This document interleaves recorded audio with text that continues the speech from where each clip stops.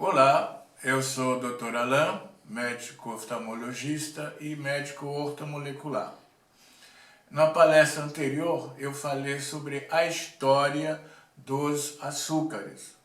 Por que dentro desse contexto o consumo de açúcar subiu tanto? Nesta segunda palestra eu vou falar sobre os açúcares em si, certo? Então, os carboidratos ou açúcares se encontram em todos os vegetais, que as pessoas pensam que só tem nas frutas. Não, todos os vegetais contêm açúcar, que seja limão, que seja brócolis, todos eles têm. E os açúcares se dividem em três categorias. Primeiro, os monossacarídeos, como a glicose, os disacarídeos, como o açúcar de mesa, que é chamado de sacarose, mas que é composto por uma molécula de glicose e outra de frutose. E os polissacarídeos, que são formados por uma enorme quantidade de moléculas de glicose ligadas entre si. Por exemplo, o amido da batata e a celulose das plantas, ok? Bom, quando você ingere, por exemplo, uma xícara, ou melhor, uma colher de sopa, ou qualquer açúcar dentro do organismo, quando esse açúcar chega no intestino, ele é desdobrado instantaneamente por uma enzima chamada sucrase, que vai separar a glicose da frutose. A glicose em si, pouca gente sabe disso, ela não é muito doce não, muito menos do que açúcar, porque a grande parte da doçura do açúcar vem da frutose. A glicose tem um índice de doçura de 74, a frutose chega a 120, e se a frutose for processada, ela chega a 173. Então vocês veem que realmente o que realmente adoça mesmo é a frutose. Bom, eu vou lembrar, para quem não viu a palestra anterior, a quantidade de açúcar que nós consumimos hoje. O açúcar, eu tinha falado isso na outra palestra, era muito caro, quer dizer, os doces eram muito caros. Quando foi inventado o açúcar branco, aí realmente o consumo de açúcar disparou. Em 1800 era basicamente de 6,8 kg por pessoa por ano. Em 1900 já pulou para 35 quilos de açúcar por pessoa por ano. E hoje estamos em torno de 73 quilos de açúcar por ano e por pessoa. É um aumento considerável. E uma das razões desse aumento foi justamente o baixo preço. Agora, vamos entender o seguinte. Hoje ninguém vai e compra 73 pacotinhos de açúcar por ano. Não é isso. É porque a maioria dessa quantidade de açúcar está completamente disfarçado. Está disfarçado dentro de todos aqueles produtos alimentícios que você encontra no supermercado. Todos esses alimentos processados. Para te dar uma ideia, nos Estados Unidos, 600 mil produtos alimentícios, 600 mil, que você encontra no supermercado, 80% são adicionados com açúcar ou frutose. Então, essa quantidade de açúcar disfarçado que é mais responsável justamente pelo nosso acúmulo de açúcar. Bom, hoje você vai encontrar esse açúcar em quase tudo que você for comprar no supermercado. Você vai encontrar em pães, em bolos, em molhos, ketchup, carnes processadas, iogurte sem sabor, ou a quantidade de coisa. E principalmente refrigerantes. E os refrigerantes realmente precisam de um pequeno capítulo à parte. O refrigerante nasceu em 1915, nos Estados Unidos, é claro. E ele nasceu numa garrafinha que todo mundo conhece, que tinha 198 mililitros de conteúdo. uma garrafinha pequena. Mesmo assim, quem consumia uma garrafa dessas por dia, ao longo de um ano já iria engordar em torno de 2 quilos. Hoje em dia essa garrafinha não existe, vocês sabem. Pulamos para latinha de 330 ml, para garrafa de 500 ml, 1000 ml, 2 litros, 2 litros e meio. É um absurdo. Quem toma, por exemplo, uma garrafa de 1 litro por dia, e tem muita gente que faz isso, pode pensar que vai engordar em torno de 22 quilos em torno de um ano. Agora, isso não é todo o problema do refrigerante. Vamos ver como que o refrigerante funciona. Primeiro, vamos analisar uma latinha de 330 ml. Você vai ter nessa latinha 41 gramas de açúcar. 41 gramas de açúcar é mais ou menos 1/3 de uma xícara de chá. Ninguém aguentaria beber isso se você colocar essa quantidade de açúcar dentro d'água. Isso vai dar ânsia de vômito. Então, o que os fabricantes inventaram é que eles colocam sal, uma grande quantidade de sal para disfarçar o gosto de açúcar. A outra vantagem é que o sal vai te desidratar e vai te dar vontade de beber. Mais outro refrigerante, evidente. E para disfarçar o gosto do sal, eles colocam ácido fosfórico. Esse ácido fosfórico é muito ácido. E aí eu tenho que explicar o seguinte. O nosso pH no sangue, o pH simplesmente é o equilíbrio entre o ácido e o básico. E ele é regido no início 0, corresponde à coisa mais ácida que você possa imaginar, e 14 a coisa mais alcalina que você possa imaginar. Nosso sangue está exatamente no meio. O nosso pH do sangue varia entre 7,35 e 7,45. E é extremamente, rigidamente controlado. Porque se você passar de 1 ponto, você entra em coma. Então, o equilíbrio do pH sanguíneo é fundamental. Tá bom, então você tem um sangue com 7,35, 7,45 de pH. Ótimo. Você vai engolir a tua latinha de refrigerante, que tem um pH de 1,68 a 2,5. É muito ácido. Em termos logarítmicos, é 100 mil vezes mais ácido do que o nosso pH sanguíneo.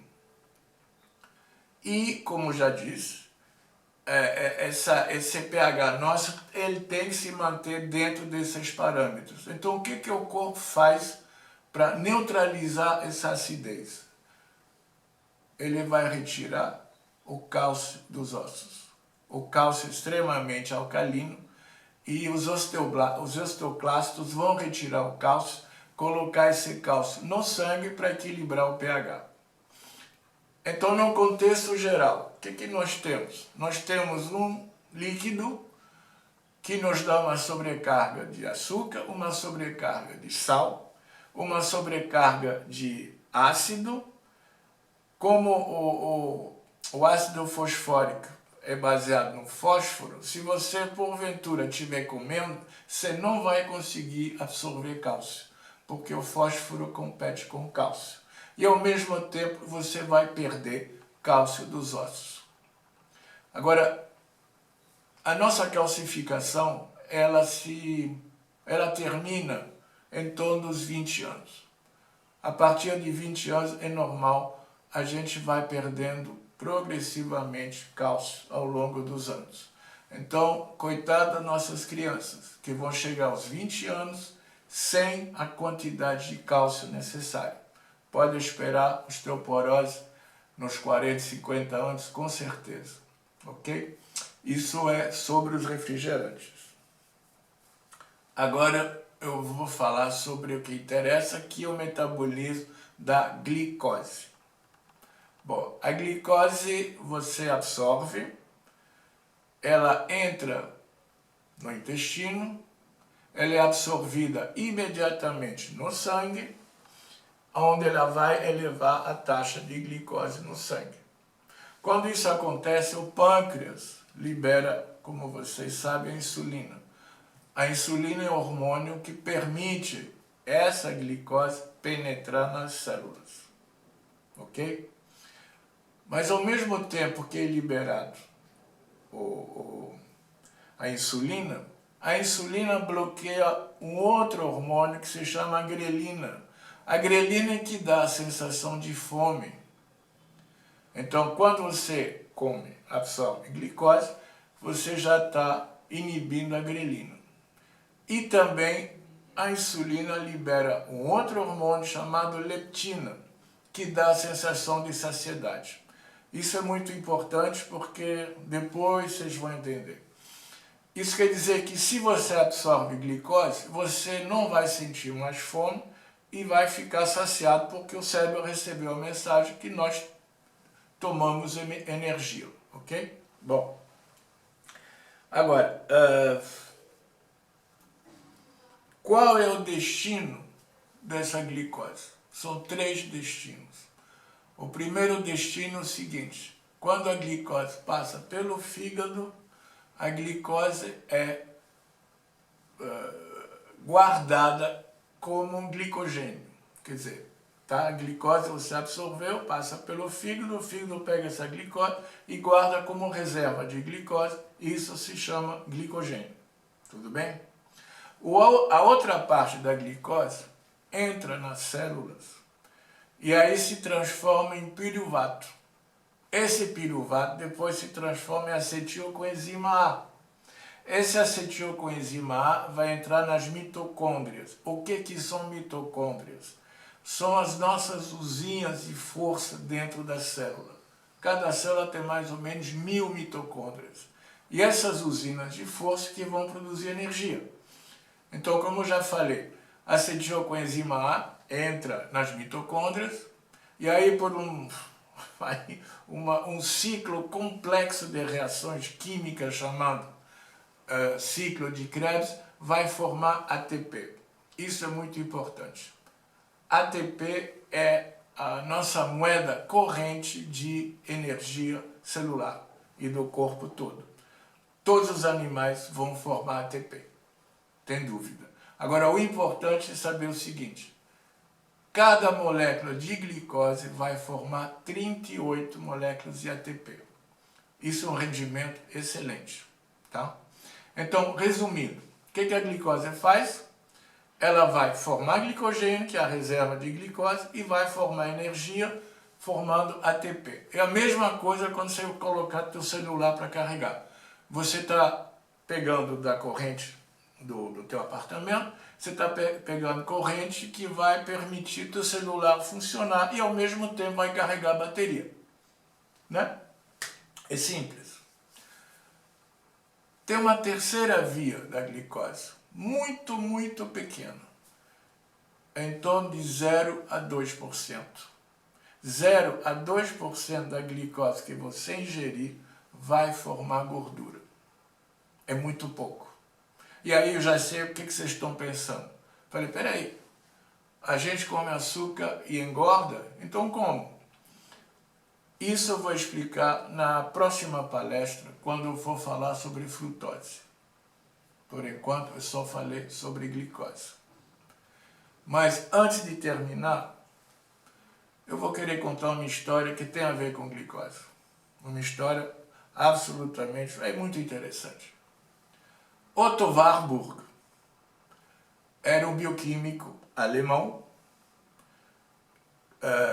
ganhou o prêmio Nobel em 1931 e é considerado até hoje o maior bioquímico de todo o século XX.